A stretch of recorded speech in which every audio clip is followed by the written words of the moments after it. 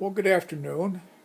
I'm back finally, and I do apologize because this has taken so long to do an update.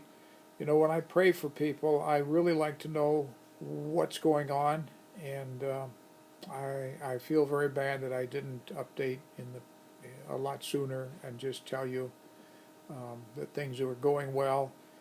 Going, the problem I guess I had is that they go so slowly and change is so imperceptible that it's kind of hard to say, okay, well, it's been 3 weeks now and here's where we are, um, because it didn't seem a whole lot different than where we started. But it is. And yesterday, I went in and had the cast off, and that was easy. Taking all the bandages off was easy. And then Teresa and I washed the whole arm, and that was not quite as easy, but it was doable. And so when we got all done, the doctor finally came in, and he looked it all over and said nothing. He's just a vast storehouse of information when it comes to making pronouncements about, oh, well, that looks good. I'm glad to see this. Oh, wish I hadn't seen that. He said nothing. He just nothing. So anyway, he says, well, we need to take this pin out, and let me see if I can do this. This is the pin that was in there, and the ball was actually sticking out. The ball was sitting on top of my wrist, and it went straight down into my wrist and then off to the side somewhere.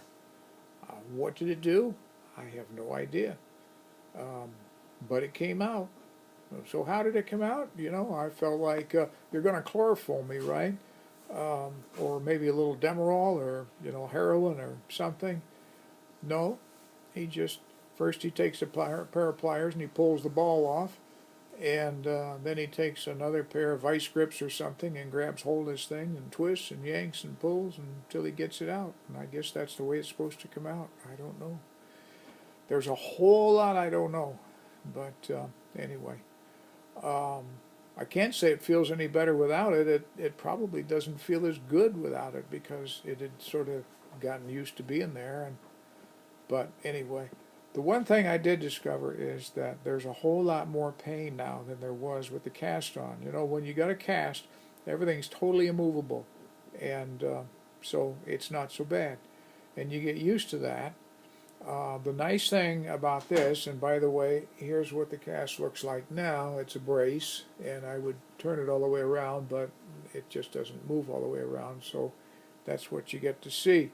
It's a lot lighter, and I really like it being a lot lighter. That's cool.